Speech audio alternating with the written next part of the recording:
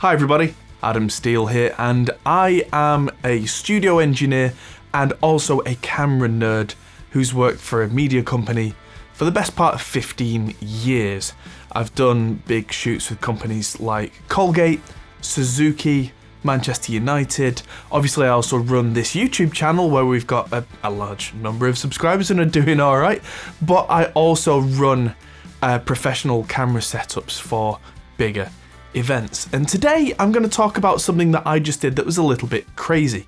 I just sold all of my camera setup and ended up trading it for something completely different. So this video is going to be about that, and also just getting to that point. It should shed some light on, if you're a content creator, what kind of cameras do you need in the modern day and age? What's your budget? What are you going for? What's overkill? What's kind of not worth it? All that kind of stuff. So we're going to cover a lot of topics. Stay tuned. So firstly, I want to thank this video's sponsor, MPB, who are the people who I did the trade with to get the new set of cameras. Full disclosure, I did the trade with MPB before we got in contact about doing this particular video. This came later and was an idea we had that we worked on that we want to promote as a sponsored thing. MPB are a company that trade loads of camera gear, lenses, cameras, accessories, you name it. If you've got old used gear and you want something new, it might be the right thing for you to do a trade with them. So check out their website in the description below. Now I'm going to cover a few topics here about kind of my history with cameras, things like the size of the sensor on cameras and what difference that makes, different codecs and what difference that can make, and all the kind of stuff that has led me to this point. I've just taken ownership of two of these. This is a Blackmagic Pocket 4K production camera. This thing is awesome, and I have another one which I'm filming with right now, which is why you're not seeing it. It is the camera that's being used, and I sold the cameras I had, which were, one was a 6K Blackmagic camera, which you would think is better, but I'll come back to why that didn't actually work for me in the end. And the other was a Panasonic GH5S, which is an incredibly good camera, but didn't do exactly what I wanted. Not that it was a bad camera, it made some really, really good images, but I wanted two cameras that matched each other that would make my life that much easier. So to shed some light on how this all came about, I'm going to start with a little bit of a story of how I came into the camera world. So I've been operating cameras now since about 2009, and when I started with Banter Media, the media company that we had in this building, we were DSLR people. We used the Canon 5D Mark II as our main camera. At that time, that camera was kind of revolutionary, that it could make really nice looking video in full 1080p, which was still quite rare at that time, and it could do it on a fairly reasonable budget with that kind of cinematic, nice look. And it did things that I didn't really appreciate at the time, which made things look a certain way that I became very used to. The 5D Mark II was a full frame camera, and what that means is that the sensor inside the camera was a 35mm sensor. I think that, I'm not sure on the exact dimensions, but it's pretty much that, which is a big sensor. And what that means is, firstly, the camera can let in a lot of light, which means that you can operate in relative darkness. Cameras have got a lot better since then, but at the time it worked really well in the dark compared to any other kind of cameras. And also it meant that you got this really nice shallow depth of field thing, that really nice photography cameras would do this really beautiful thing where a little bit of you is in focus and the rest of the shot isn't. And at the time, most production cameras didn't do that. They had much smaller sensors, and the lenses on them accommodated for that.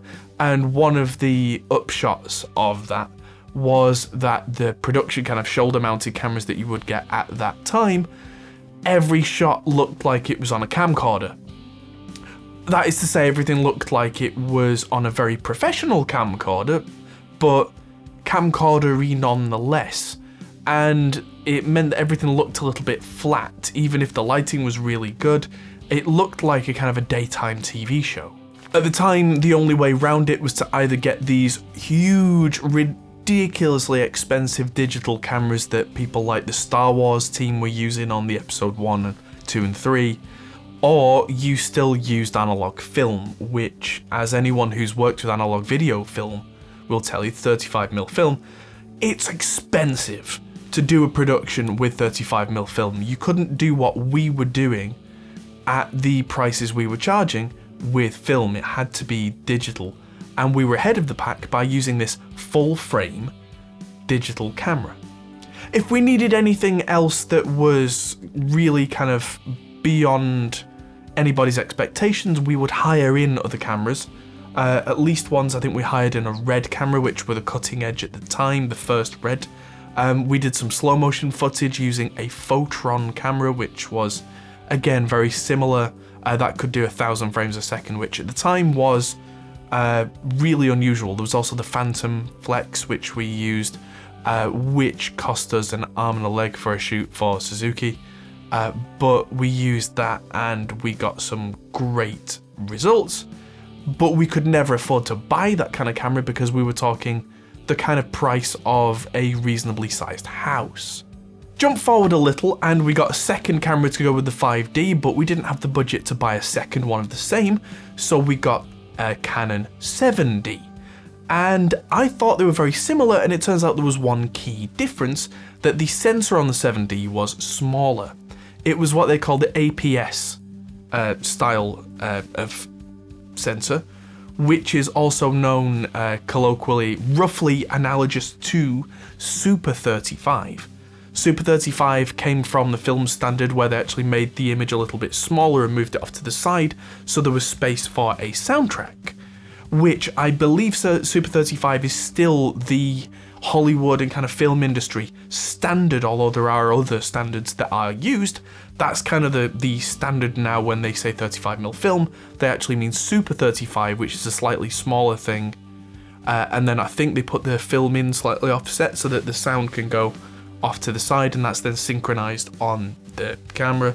That did have a bit of an issue for us, where this brings us onto lens types. The lens types that we used at that time were EF mount lenses, because those are the big, nice lenses that naturally fit on the Canon cameras.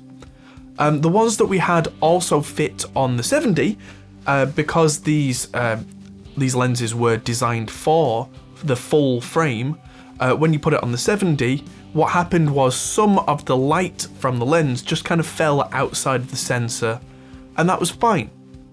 The upshot there is that it looked roughly the same, except it looked more zoomed in. The image we refer to as cropped. Because the sensor was smaller, it had kind of a smaller percentage of the light from the lens hitting it, so it looked more zoomed in than it did on the other camera. This is something that we'll come back to in a minute because it's kind of an important thing. Fast forward several years, and the cameras that we had there are no longer really cutting it. They record with what's called H.264, which is a compression for the video. And it was quite an old version by today's standards. And we would come across problems like if there was kind of a black area on the screen, if we then decided to make the scene brighter, tough. A lot of the stuff that would be in darkness would be kind of removed by the camera to try and save space and make these files small. The files that these cameras were filming to would film onto these compact flash cards, and these are 8GB and 32GB respectively, which are really quite small by 2022 standards. But in 2009, 2010, it was quite expensive to get a 32GB one. I remember us really having to justify getting one of them. And that 32GB one would hold 2 hours of footage, but the downside, like I said, was the compression. You couldn't do that much with the image afterwards.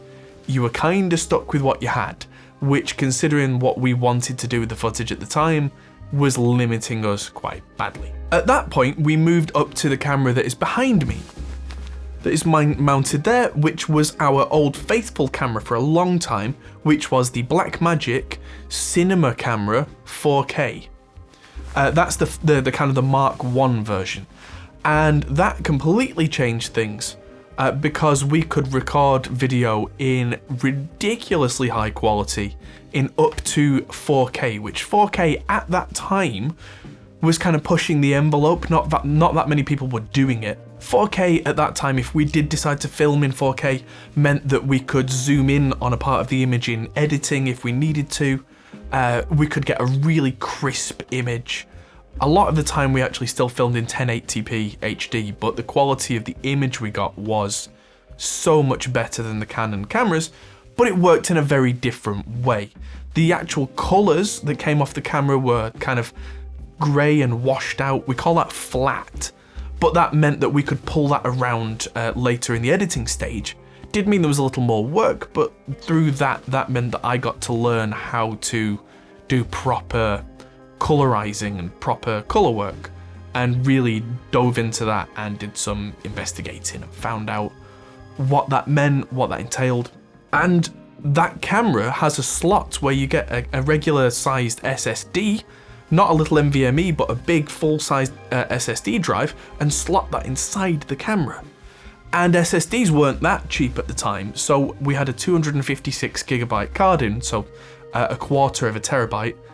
And this is where file sizes became a big problem, because the standards of that camera, it ran Apple ProRes, and at 1080p, I think at the standard quality we got about an hour's worth of footage at 4K on a 256GB drive. Now, again, in 2022, a lot of video guys are like, that's fine. I budget for that. 8TB, 10TB hard drives, that kind of thing, not a problem now. At the time, 2TB drives were really expensive, so if we filled up with 2 cameras on the go, if we filled up a couple of those, that would cause major issues quickly. There was also the option of filming in RAW. Not RAW as we can use on these new cameras, but traditional 25 still raw negative images every second, and that meant that in 4K, I think on a 256GB drive, we got 13 minutes of runtime. The cost there, by churning through these drives, would have meant that we were approaching the same kind of cost as using 35mm film. So I don't think we ever actually used that option of the raw video, apart from just a few experiments. The other downside to that camera is that was an EF mount camera as well, so the lenses that we had, which were by that point quite a nice set of lenses, fit it, but it was a smaller sensor. It's the Super 35mm sensor again, where that meant that we weren't getting the full frame thing from our lenses, and everything looked that bit more zoomed in. Which you can kind of deal with. It just means that you have to either use a wider angle lens than you thought you did, or the camera has to be further back, and all that changes the perspectives of the shot, and that in itself can be fine. At that time we also got a Blackmagic Pocket camera, the original Pocket camera, not the new ones. The ones really quite small, and we used that as our secondary camera a lot, but that had a micro 4/3 sensor, which is a lot smaller of a sensor. That thing is really quite a small sensor, and at that time all we could really do was get an adapter, and what that adapter did is that connected, I've got one here actually, so this would slap on the front of a micro 4/3 camera and would provide a connection to put the EF mount lens on. If there were any electronics in the EF mount lens, tough, they didn't work, because this was literally just a piece of metal that kind of clunked on the front of the camera, and also this would make the lens be a little further away from the Micro Four Thirds camera, which meant even though it was already a tiny sensor, so it looked really kind of cropped and zoomed in, that extra distance there would make it look even more zoomed in. I think we're talking about 3 times the zoomed in-ness on these lenses and on these cameras, which, if you're lucky, if you've got the right lenses to match the shot and all that kind of stuff, it can work. But at that time, there weren't that many very good Micro Four Thirds lenses, which has changed. That ecosystem is much better now than it was several years ago. But those 2 cameras we then kind of retired, and I got the GH5S from Panasonic. Now that thing changed the game for me in several ways. That was a Micro Four Thirds camera as well, but it didn't do the flat picture thing so much like the Blackmagic cameras were doing. It did a much more colourful image. It had much higher file size and compression rates than the Canons that we've been using, but it wasn't ProRes size. It meant that I could have, say, one 256 gig SD card instead of a whole SSD that could have 6 to 8 hours of high quality 4K footage on. And that was decent, but I was really starting to miss the image quality. Now, for you at home, that might be absolutely fine, because the image quality, if you're really happy with what you got off the camera, and you don't need to do any color grading work to it, compressed stuff like that is absolutely fine, I think. I mean, in fact, this little camera here, this is what I use in my home mixing setup. This is a Panasonic Lumix GX80. There are loads of cameras in this kind of range, price range. It's small, it's compact. It does 4K really well.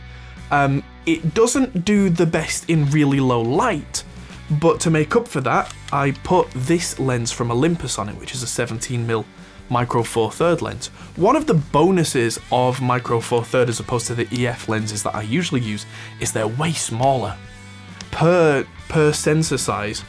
I mean, because the sensor's so small, you don't need to hit the sensor with that much light.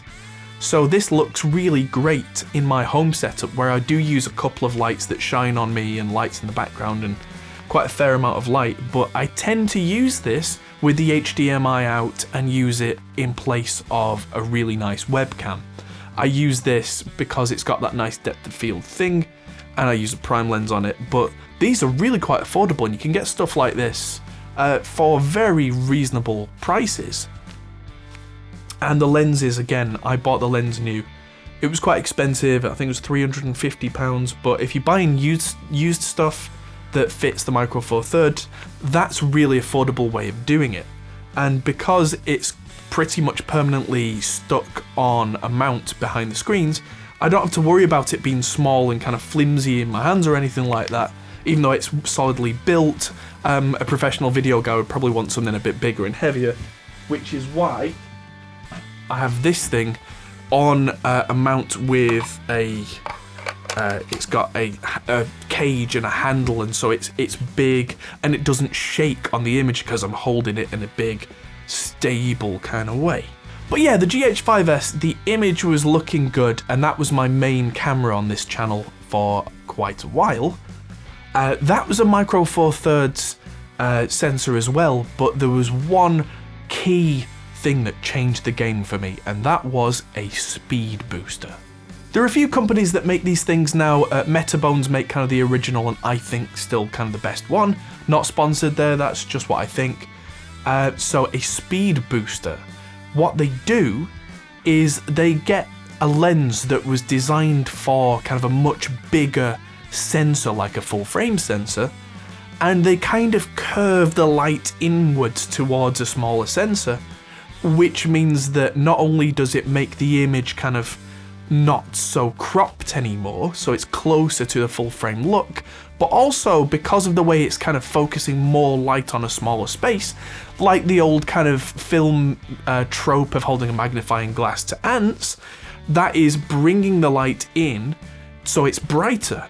So whatever your lens is rated for in terms of its f-stop, so how much light it can let in when it's fully open, it can add an extra stop or so of light to the same lens, which means that you can use those same lenses in a slightly darker environment and get great results, or you can use the lens in a different way, and you've got choices like this lens that I'm using on this camera right now. I have a polarizing filter on there, which means that the screens behind me don't look blown out and overly bright on the screen, but that makes the overall image a little bit darker. But the SpeedBooster kind of brings that amount of light back, which means I can do that and I get this great looking shot. And that kind of thing really changed the game for me, because that now I can do things again with even more like full frame than I was using with the Blackmagic Cinema camera. At that point, I decided I'd been eyeing up the new Blackmagic Pocket range for a while, and I went a little crazy and didn't think too far ahead, and I bought the 6K Blackmagic Pocket, because that has an EF lens mount, which meant that all the nice lenses that I've got could just click on there and we go. And it could record in 6K, which was kind of appealing to me because I figured that I would use that to make really, really sharp images, or maybe I could zoom in a little in post if I wanted to do zoomy in-y kind of shots. And that did look great. And you can add your own LUTs inside the camera, which means that I could film in kind of the flat film mode, but already have a grade in mind so I could see it on the screen like you see behind me up there. That's what I'm doing with this camera, is that it's got an inbuilt LUT that makes it look pretty much finished. But those two cameras didn't match in terms of the way that the images looked. And that was a bit of a problem for me. So now we're coming on to why I sold my cameras and did a trade. So there were a couple of problems I was facing. With the GH5S, it didn't match color-wise the Blackmagic 6K. But one thing that just came out recently is Blackmagic made a screen called the Video Assist 12G, and that had a special function with the GH5S, where if you connected the two together in a special updated mode, it would send raw video out to the screen, which had a hard drive recorder, and so did the 6K, so you could record with these little Samsung drives externally instead of using expensive CFast cards or the top of the range SD cards that cost a lot of money.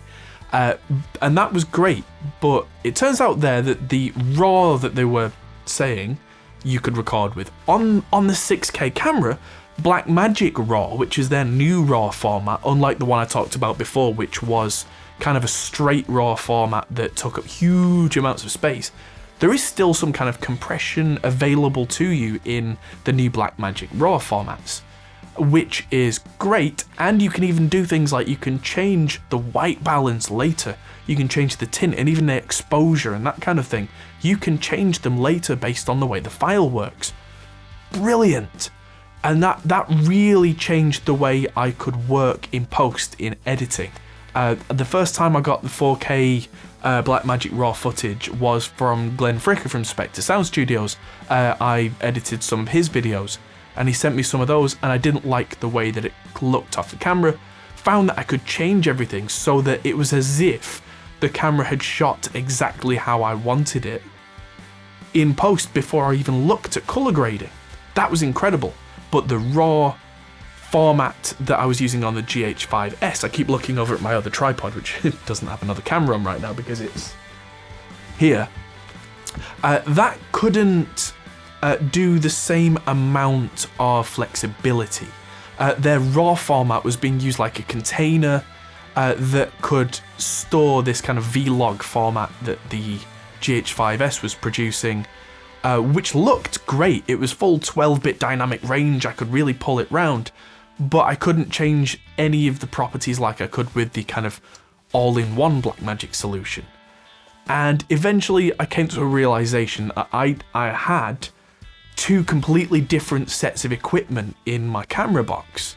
And one was EF, one was Micro Four Third with the SpeedBooster. One was using one battery type, the other was using the other battery type, all this kind of stuff.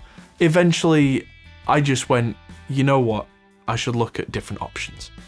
And then my good friend John Brown from Monuments, he traded in several of his cameras at MPB because he had these micro studio cameras with the Micro Four Thirds mounts, and he traded them in because he wasn't using them in a way he was happy with.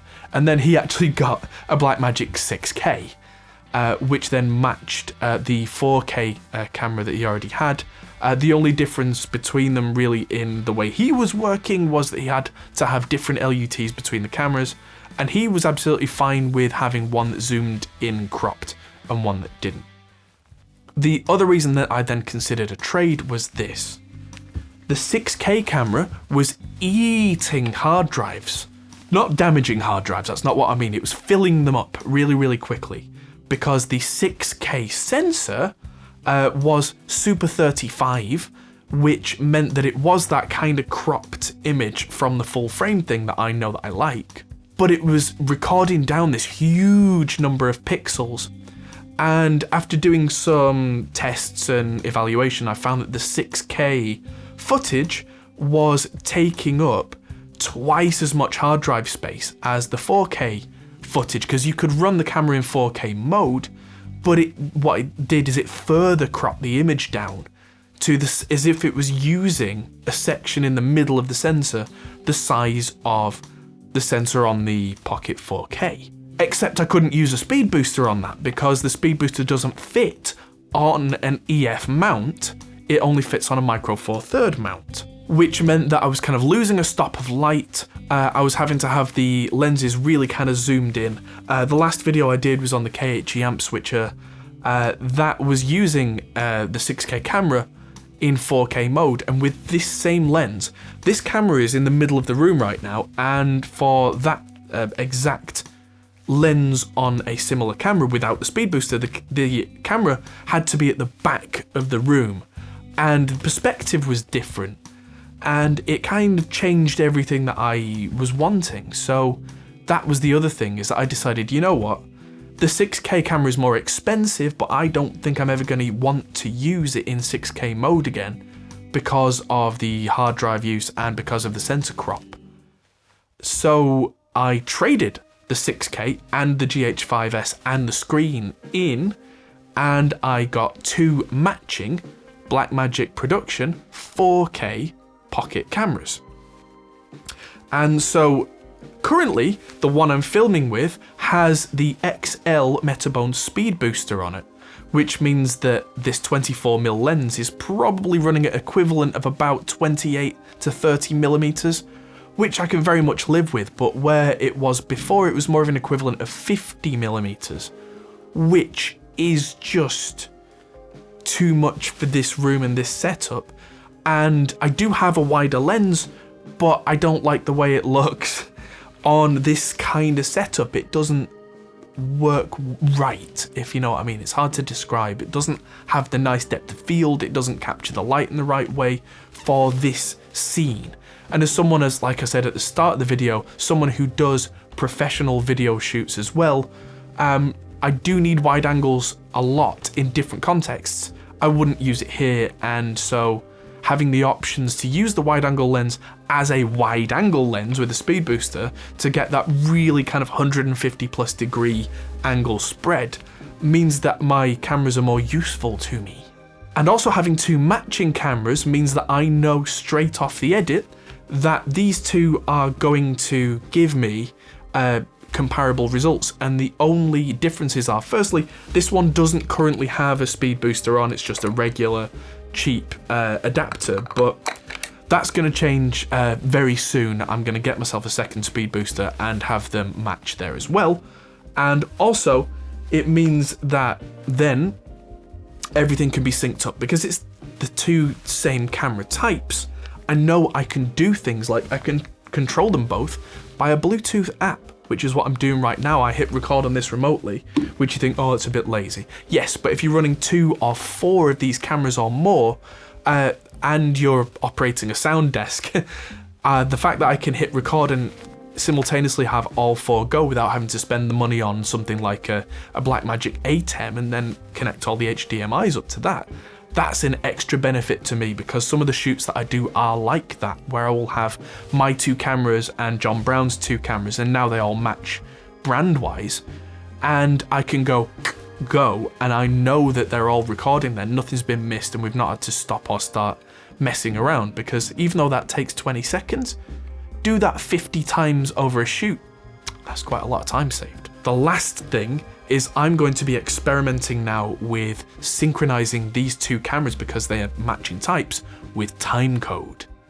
Timecode is going to save me a lot of messing around in post-production, especially when I've got an all-day shoot with several sections with a separate sound recorder.